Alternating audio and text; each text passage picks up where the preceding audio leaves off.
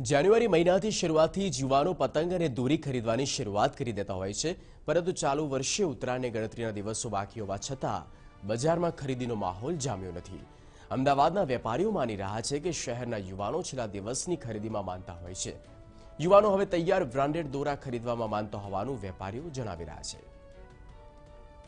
પતંગો તો આમ જોવા જઈએ તો ભલે નવી નવી ડિઝાઇનો આવે, પ્લાસ્ટિકની પતંગ આવે, ચાઇનીઝ પતંગ આવે, પરંતુ જોધપુરી પતંગ જે ચડાવવાની મજા આવે છે અને પતંગના પેચ લડાવવાની જે મજા આવે છે જોધપુરી પતંગથી, એવી કોઈ પતંગમાં આવતી નથી અને લોકોનો જોક એના તરફ જ વધારે રહે છે। ચાલુ વર્ષે પતંગ અને દોરી પર 5% જીએસટી યથાવત છે। ઉપરાંત પતંગ અને દોરીની કિંમતોમાં 10% જેટલો વધારો થયો છે, જેના કારણે પતંગ રસિયાઓને મોંઘવારીનો માર સહન કરવો પડશે। ગત વર્ષથી અમલી બનેલા જીએસટીના કાયદામાં પતંગને પણ સમાવી લેતા પતંગ બનાવતા કારીગરોનો પણ નફો ઓછો થઈ ગયો છે।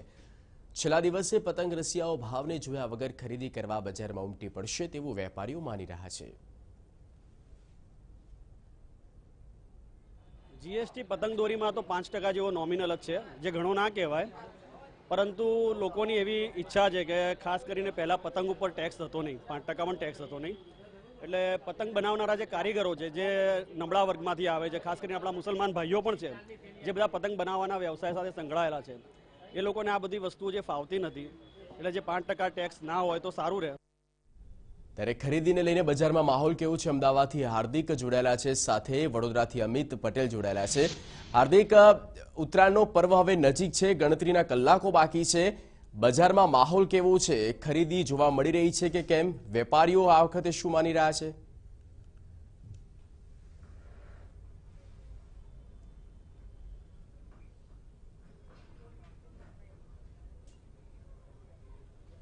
જગદીશ, અમે છીએ અત્યારે અમદાવાદના જમાલપુરનું જે પતંગ બજાર છે, ત્યાં અત્યારે વહેલી સવારથી જ ધીમે ધીમે ખરીદી છે તે શરૂ થઈ ગઈ છે। પતંગ અને દોરા માટે ખરીદી માટે અમદાવાદનું મહત્વનું માર્કેટ મનાય છે। અત્યારના દ્રશ્યો આપ જોશો તો ખ્યાલ આવશે કે ભીડ થવાની શરૂઆત છે તે અત્યારથી જ થઈ ગઈ છે, અને હજુ તો શનિ રવિ એટલે કે આજે અને આવતીકાલના દિવસમાં મોડી સાંજ સુધી, મોડી રાત સુધી ખરીદી વધારે વધે તેવી પૂરેપૂરી શક્યતાઓ છે। આપ જોઈ રહ્યા છો કે તમામ જગ્યાઓ પર જે પતંગો છે તે લગાવેલા છે, દોરીઓના ફિરકી છે તે લગાવેલી છે, અનેક જગ્યાઓ પર ખૂબ લોકો છે તે ખરીદી માટે તૈયારી કરી રહ્યા છે। વહેલી સવારથી જ ફેમિલી સાથે પણ લોકો છે તે આવી રહ્યા છે, અને આ વખતે પતંગ છે તે જીએસટીના કારણે થોડાક મોંઘા થયા છે તેવું લોકોનું કહેવું છે, પરંતુ લોકોના ઉત્સાહમાં જરા પણ ફરક નથી પડ્યો। લોકો હજુ પણ પતંગ અને દોરાની એટલી જ ખરીદી કરી રહ્યા છે। એક દુકાનની અંદર અમે જઈ રહ્યા છીએ, અહીંના દ્રશ્યો જોશો તો આપને ખ્યાલ આવશે કે લોકો ખરીદી કરવા માટે આવી રહ્યા છે। અંદર જે હોલસેલ માર્કેટ મનાય છે જમાલપુરનું, ત્યાં પણ લોકો ખરીદી કરી રહ્યા છે। ખાસ આ વખતે સ્ટેચ્યુ ઓફ યુનિટીના પતંગો છે, નરેન્દ્ર મોદીના પતંગો છે, અલગ અલગ થીમ બેઝ પતંગો છે, તેની પણ ડિમાન્ડ આ વખતે ખૂબ જ વધી રહી છે, અને અત્યારથી ધીમે ધીમે માહોલ છે તે બની રહ્યો છે। મોડી રાત્રે હજુ પણ વધુ ખરીદી છે તે નીકળશે તેવું અહીંના વેપારીઓ છે તે લોકોનું કહેવું છે। જગદીશ, બિલકુલ, આ સાથે જ વડોદરાથી અમિત પટેલ જોડાયેલા છે। અમિત, ગત વર્ષે નોટબંધીનો માર અને આ વર્ષે જીએસટીની પણ અસર, બજારમાં હાલ શું પરિસ્થિતિ છે?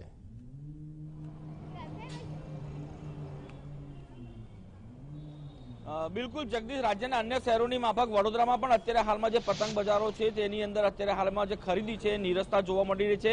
ઘરાકી ક્યાંક ને ક્યાંક શનિ અને રવિના દિવસોમાં બહાર ખુલે એવી શક્યતા છે। બાકી અત્યારે હાલમાં આપ જોઈ રહ્યા છો વડોદરાનું જે વર્ષોનું પરંપરાગત જે પતંગ બજાર છે, માંડવીથી લઈને ચોખંડી સુધી આ પતંગ બજારના આપ દ્રશ્યો જોઈ રહ્યા છો। કેટલીક જગ્યા પર જે વેપારીઓ છે એ નવરા ધૂપ બેસી રહ્યા છે, તો કેટલીક જગ્યા પર જે શહેરીજનો છે, જે ખરીદદારો છે, ખાસ કરીને ગામડાની જે પ્રજા છે એ આ બજારમાં આવતી હોય છે ખરીદી કરવા માટે, અને તેઓના કારણે અત્યારે હાલમાં આપ જોઈ રહ્યા છો પતંગ બજારમાં ભીડ જોવા મળતી હોય છે। અલગ અલગ પ્રકારના જે પતંગો હોય છે તેની ખરીદી કરવા માટે આ જે બજાર છે ખાસ જાણીતું છે, પરંતુ બજારમાં શું અસર છે એ આપણે આ વેપારી પાસેથી વાત કરીશું અને જાણીશું। સર, શું કહેશો, અત્યારે હાલમાં બજારમાં કયા પ્રકારની પરિસ્થિતિ છે, શું માહોલ છે?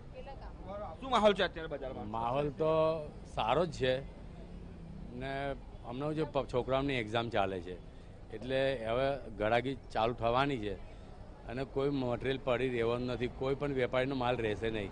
આ ધંધો ખાલી 5-6 કલાકનો જ છે, વાવાઝોડું આવે કે ગવડાન ગલ્લા સાફ। જીએસટી કે નોટબંધીની કોઈ અસર દેખાઈ રહી છે આ વર્ષે? જીએસટીની તો અસર આખી તમામને થઈ, વેપારીને થઈ છે, ગૃહ ઉદ્યોગવાળાને થઈ છે, દરેકને। એના કારણે થોડો પતંગો મોંઘી છે। કેટલી મોંઘી છે? મોંઘી એટલે જાણે 10% વધારો છે. ઓકે, તમને લાગી રહ્યું છે કે જીએસટી ના સ્લેબમાંથી જે 18% ના સ્લેબમાંથી પતંગોને દૂર કરવામાં આવી છે તો એના કારણે કોઈ ઘટાડો થવો જોઈએ તો પણ નથી થયો? ના, થવો જોઈએ પણ થયો નથી. આ તો પબ્લિકને હવે આ વસ્તુ જો ગૃહ ઉદ્યોગ છે અને એમાં આટલું બધું 18% જીએસટી ના લગાડાય. બિલકુલ. ગત વર્ષની સરખામણી આ વખતે બજારમાં કેવો માહોલ છે? શું 2 દિવસ બાકી હતા અને જે ભીડ જોવા મળતી હતી એવી ભીડ જોવા મળી છે અત્યારે? ના, ભીડ તો જોવા મળશે. જે આમાં છે મેં તમને કહ્યું એક્ઝામના લીધે થોડું, પણ ભીડ થશે. હવે આમ વેચાણ તો ચાલુ જ છે, બરાબર. પબ્લિક લે છે પણ ખરી. એ પણ સમજે છે કે ભાઈ આ જીએસટીને કારણે પતંગોના સળીઓના કાગળો, મજૂરી, લેબર, આ તે બધું દરેક પર ચડતું ગયું છે. બિલકુલ. એટલે જીએસટી ના કારણે 10% નો ભાવ વધારો છે. અત્યારે હાલમાં હું આપણને જે દ્રશ્યો છે બજારના એ બતાવવા માંગીશ. આ માંડવી વિસ્તારના જે દ્રશ્યો છે આપ જોઈ રહ્યા છો, જે અલગ અલગ પ્રકારની જે પતંગો છે એ પતંગો અત્યારે હાલમાં અહીંયા ઉપલબ્ધ કરવામાં આવી છે. ક્યાંક ને ક્યાંક જે શહેરીજનો છે ખરીદી કરી રહ્યા છે. હવે માત્ર પતંગ અને દોરીનો તહેવાર નથી રહ્યો ઉત્તરાયણ, પરંતુ અલગ અલગ પ્રકારના જે માસ્ક હોય એ માસ્ક પણ અત્યારે હાલમાં અહીંયા વેચાઈ રહ્યા છે. સાથે જે અલગ અલગ પ્રકારના જે હોર્ન વગાડતા જે પીપુડા હોય છે તેની પણ ડિમાન્ડ વધી છે. એટલે ચોક્કસથી કહી શકાય કે જે ઉત્તરાયણનો પર્વ માત્ર દોરી પતંગ માટે સીમિત નથી રહ્યો, પરંતુ આ પ્રકારના જે ખાસ પ્રકારના જે માસ્ક છે એ માસ્કનો પણ તહેવાર બની ગયો છે. અને આ જ વસ્તુ છે જે હવે ઉત્તરાયણને એક રંગીન ઉત્તરાયણ બનાવે છે. ચોક્કસથી કહી શકાય કે જે અત્યારે હાલમાં બજાર છે, બજારમાં ગ્રાહકોની ભીડ ઓછી જોવા મળે છે, પરંતુ જેમ જેમ સમય આગળ પસાર થશે બપોર બાદ આ ભીડ થોડી વધશે અને તેના કારણે પતંગ બજાર જે છે હર્યું ભર્યું લાગશે અને ક્યાંક વેપારીઓની જે નિરાશા છે એ આશામાં પરિણમશે. જગદીશ. બિલકુલ અમિત, હાર્દિક સમગ્ર માહિતી આપવા બદલ આભાર. તો માર્કેટ ઓપન છે, સિઝનેબલ ધંધો છે, પણ વેપારી આલામાં ક્યાંક નિરાશતા જોવા મળી રહી છે. ખરીદી જે પ્રકારે હોવી જોઈએ તે ખરીદારોની ખૂબ જ પાંખી હાજરી જોવા મળી રહી છે.